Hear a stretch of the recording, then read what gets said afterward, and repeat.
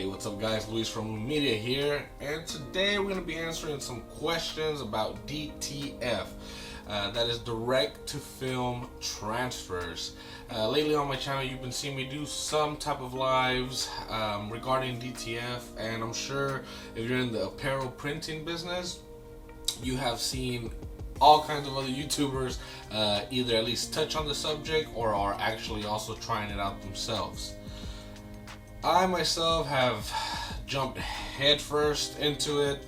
I've converted my own printer and I've also purchased one that's already converted, so I've been through the process twice already, and I've also gained some very insightful information on both ends of the spectrum there. Alright, so quick little lesson on DTF. DTF is a process kind of similar to DTG, where there's a white layer, a color layer, and it goes straight onto a garment. The difference is that instead of printing directly to a garment, the printer prints onto a film called a PET film. Kind of looks like a matted out transparency sheet, and it'll print the color layer first and then it'll print the white layer last, so that it'll have color in the front, white in the back, and then that way you can use it as a transfer. When the transfer comes out of the printer, you let it dry for a couple of minutes, you take that transfer and you powder it. Just an adhesive powder, I forget what the actual name of it is, so I do apologize.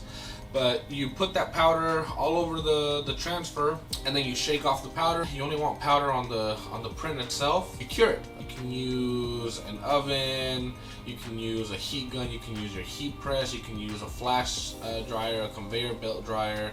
There's a bunch of different ways, and there's also actual dryers that they sell for DTF. After you cure it, you take that transfer and it's ready to press onto whatever really type of fabric. I haven't came across a fabric that it doesn't work on.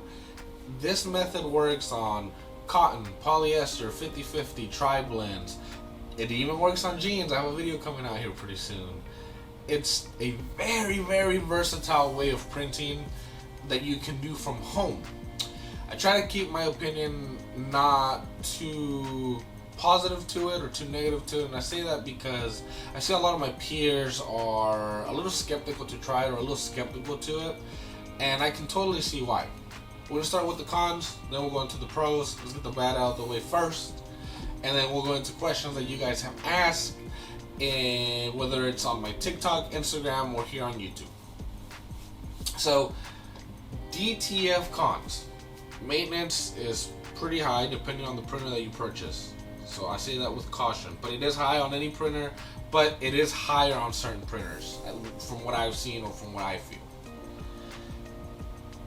It is still an expensive method of printing, but we'll get to that as well. There's no real like tech support for it yet, unless you purchase a professional grade printer. And what I mean by that is like a custom printer from China that has like multiple print heads. Now with that, there is a bunch of forums that you can join, but again, trying to get answers out of a forum or from people in Facebook groups is like, you know, finding a needle in a haystack.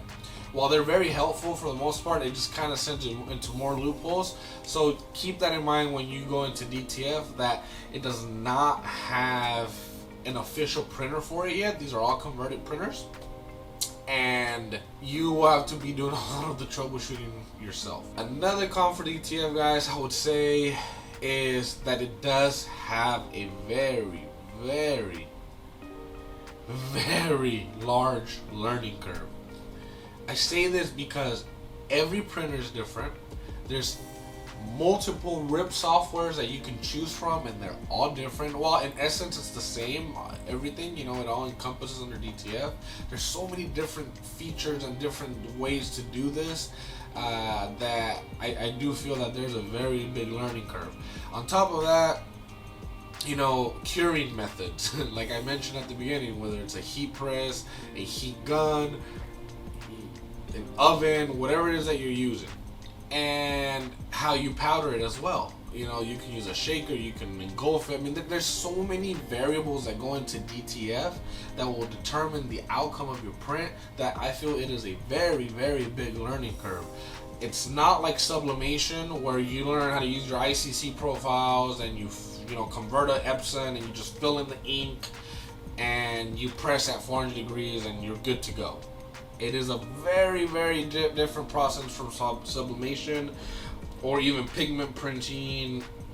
There's definitely a learning curve, guys, and I know a lot of people for sublimation, I'm noticing, are coming from sublimation to DTF because of the dark garment printing. So keep that in mind, guys. It is a very big learning curve if you plan on doing it yourself. If you go with some of the cheaper printers, they are very slow. The L1800 guys are very slow printers. Very reliable, but very slow. So be very careful when you're picking your printers. I do have a blog on my website that kind of talks a little bit about that, and I explain all this into much more detail. If you want to go check it out, I'll post the description below as well. Another con, guys, and this is more for consumables. With DTG, they've kind of already hit the nail on the coffin, or whatever the saying is, where the inks are, you can find good inks, good suppliers of inks, good suppliers of pre-treatment. They have the process down. With DTF, if I'm correct me if I'm wrong in the comments, there is still no 100% good inks or films. It all varies, because it all comes from China, and in China, I don't know what it is that they do over there, but I just feel like there's no QC, because sometimes I'll get good products, sometimes I'll get bad, and I'll be sharing where I purchase my the few places I purchase my consumables from, and I've had good luck. But until I feel there's like a made in the USA type of ink or PET films, which I think there is now, there might be, there might not be. I'm hearing very mixed reviews between whether it is or not. That is a very big con, because consistency is key when it comes to printing. And once you dial in your printer, you might keep ordering from your same supplier, and you might be hit with a slightly different ink that your print head doesn't like as much, and so now you got to do more cleanings or more whatever it is. So keep that also in the back of your head, that consumables very, very, very highly. I've been lucky enough to where my consumables have been consistent enough. Again, I'll post links from an affiliate partner that I have, and also from somebody that's not even an affiliate partner, just because I have purchased them and I love their products.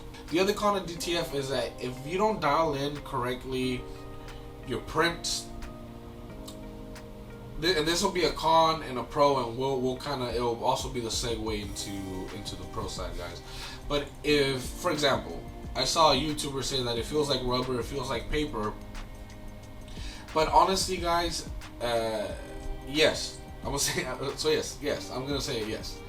It does feel that way. If you don't tweak your printer enough to where it's less ink being used, the more ink you use on DTF, the thicker the print is, and it feels like rubber, and it'll sound like paper when you move it around. I've gotten to the point where I've learned how to half-tone my images. I can rasterize, like I can do gradients. I can do some gradients. Let me say that with a grain of salt. Knockout. I can do black knockouts. You can do gray knockouts. Depending on the color of the garment, you can knock out that color, and it feels more like the prints at home on the shirt. So again, learning curve, right? We go back to that one. But again, this is the segue into the pros as well. And I say that because you do get that functionality with these RIP softwares, or even if you're a good enough graphic designer in Photoshop, that you're able to work with these tools to make the print feel better and make it more kind of like a screen print. I mean, at the end of the day, we're trying to have like an all-in-one system that prints full color and feels natural to the touch or to the shirt. I think right now my setting is 55% color, no, 55% white, 45% color, and my prints feel like they're barely there, guys. I love it, even if it's a block of text, and they've been awesome. Biggest pro of DTF printing is that you can print on pretty much any garment, any fabric, dark or light. It's freaking amazing. We're gonna leave it at that. Another pro is that it is probably the most inexpensive way to get into dark garment printing. I say that because of the white ink. DTG is extremely expensive. White toner printers are extremely expensive as well, and the durability on them is trash. So I feel that DTF is definitely that gateway print option for a lot of you guys. I definitely think it's gonna be a game changer, and I think as the technology progresses and the technology evolves, there's gonna be a lot more usability with DTF. Another pro for DTF is that you can come, and again, this goes back to the cons, guys. Some of the pros and the cons kind of go hand in hand. Is that you can get into it very inexpensively, not just from buying a converted printer from a suggested retailer that I'm gonna, again, there's gonna be links. You can actually convert one, guys. You can convert a used printer off of Facebook Marketplace, OfferUp. You can find them, and I will do a video on how to find one of those printers as well. But you can convert it yourself. It's essentially the same process for every printer. You remove the front rollers, the pizza rollers.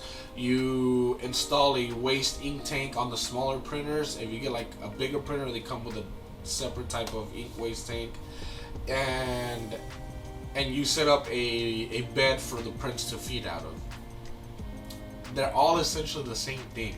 You do the same thing. Now, the process might be a little different on how to do it for each printer, but that's typically what you want to do. And then you purchase a rip software, whether it's CADlink, AcroRip, EKRip, and there's a plethora of others. White Rip, I think, is another one in the forums that's somewhat popular or mentioned a lot. I have an R1800 that I converted, and I purchased the printer for $100. And I invested maybe another $100 for cartridges, cartridges for it, and there's a video coming out on that conversion that you guys should look out for. So that is another pro, guys. You can convert yourself. If you're tech savvy, I say go for it. It is a process. Every type of printing format has a process. You know, screen printing, you got to stock all kinds of colors. You gotta have your screens, you gotta cure the screens, you have to do all kinds of things to get a print out. With sublimation, you have limitations. You have to also convert a printer. You can only really print on white garment nicely. You have to have high heat temperatures to work with it. You gotta mirror pretty much everything. With details, the same thing, but you pretty much gotta mirror everything. It's a process, right? White toner, same thing. You print, you gotta marry A and B, whatever, and it's a process. DTG, you gotta pre-treat the shirt. You have to run the print, and then you have to cure it. Same thing. Every print method, and this is one of the things that a lot of people argue with me, that it's too lengthy of a process, because you gotta print, powder, cure, press. Four steps. But I feel that the two in between, like the powdering and the curing, that's probably like the easiest thing to do for me. So that's kind of like the pros, cons to DTF printing. I might have missed some stuff. I feel those are the biggest things that I feel set a barrier for people to try it out or check it out.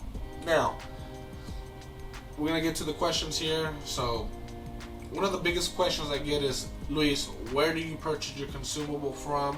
Can you please recommend where you get these? Because again, like I mentioned before, the quality varies a lot. The two places I purchase my consumables from is DTFsuperstore.com, and I believe it is DTF Kingdom DTF or DTF Kingdom. I'm sorry, I'll post the link in the link below. I am affiliated with DTF Kingdom, so anything you purchase from them helps me with supporting the channel. And I do believe they're carrying what is supposedly supposed to be the new American ink in their white color format. Not the full color of CMYK, but their white ink is the American. Again, I don't know. I hear a lot of speculation that they just relabel it here, but again, I do not know. So that is where I purchase my consumables. They both have, I feel, great quality. Another question I get asked a lot is, what is the durability on DTF? How is the durability? I will have a wash test video coming out very soon. I believe my boy Stan Banks has one already, if I'm correct, of the washability with DTF. But with that being said, guys, all DTF prints are not created equally. I've said this in the past in some of my live streams, and I say this because with the varying types of media and consumables out there, you know, not every transfer is the same. I feel that the transfers I print here at home are much better than some of the transfers I've ordered in the past, and I've tried a bunch of people, and I love my transfers. They're super stretchy. There's one supplier that I order from, but they don't have a website, so I can't really link them. And I really like their transfers. That's from my live stream. I print 100 shirts with DTF, my very first one. Super stretchy. Durability, guys, is great. I have a print at this point that's been in the wash probably 7 times. Has not cracked, has not faded, has not peeled, and it's still as stretchy as it was when I first pressed it. So I can I'm a believer. I'm a believer in DTF, guys. I think it's a very durable printing method. So the other question I get is, does it feel like rubber? Do the prints feel like rubber, like paper, or not? And like I said in the pros and cons part, guys, yes, if you put a lot of ink, like the maximum amount of ink on your transfer, it is gonna feel rubbery. It is gonna feel like a piece of paper stuck onto the shirt. Now, if you tweak your settings and you mess with again, like I said, with color knockouts or rasterizing or half toning or whatever it is that you do, you can get a very nice smooth print that'll feel like it's screen printed on there. I've achieved it. I've done it. This is why I can speak on this. Yes and no. To answer your question, it's really the effort you put into your design and the print that you're printing is what the outcome's going to be with you. What printer do I recommend? So currently I have an Epson R1800 converted, and I have an Epson 3880 converted. My Epson R1800 is much faster than my 3880, but I like my 3880 much better. So yeah, I would recommend a 3880 if you're just starting off. If you can find a 3880 locally that you can convert, or you can find an inexpensive one in some of the forums, I would definitely look into one of those. I purchased my 3880 used. I did not go new or like very new-ish. I purchased it from somebody from one of the forums. I think I made the correct decision in that, just because I was just starting and I'm practicing, you know. So that is the printer I would recommend, Epson 3880. My maintenance has been fairly straightforward. I wet the capping station at night and I shake my cartridges every day. I actually went 4 days without doing any type of maintenance on it, and I did 2 head cleanings when I loaded it up the other day, and there was no clogs. Everything was good to go. So I'm not saying you should do that, but it's you know, it's good. Which will bring us to the next question. Lewis, what is the maintenance like on DTF printers? Yes, the maintenance is, there's maintenance, you know, but like any other printer, there is maintenance. I'll tell you what I do to mine every day. Every morning when I get up, I shake my cartridges. I literally take off my cartridges and shake them. If you have a CISS system, you just shake the whole thing. Mine have refillable cartridges, so I just take those out and I shake, I pop them back in, shake, pop them back in. And I run 1 head cleaning before running my first print for the day. In addition to that, at night when I'm ready to turn off the printer, I wet the capping. I'll do another head cleaning so that the wiper can kind of hopefully take off most of that stuff. And then after that, I will wet the capping station with some solution. You just fill up the little trays, and then I'll clean my little wiper blade inside of my printer. That way it's nice and clean all the time. That's it. I don't do anything more than that. It honestly, guys, takes 1 minute in the morning to shake all the cartridges, and I would say 5 minutes at night to do the head cleaning and the capping station and wiper. If you guys would like to try out some DTF transfer for yourself, I will also put a link in the description below that you can order from DTF Kingdom. They actually send out sample pages of transfers. I've gotten mixed reviews on their transfers. Again, every transfer is different. If you guys would like to order a transfer from me directly, let me know. If I can build enough hype around, you know, me printing transfers for people, maybe that's something I'm gonna invest in and just start selling on my site as well. But that will be it for this episode, guys. Thank you so much for tuning in. I hope I didn't ramble on too much, and I hope I answered some of your questions. If you guys have any questions about DTF, please put them in the description below. If you plan on getting a printer, put it in the description below. It helps out the video with the algorithm, and I will be answering your questions in the next video. So thank you so much, guys, again from your Media fam, and I'll see you in the next one.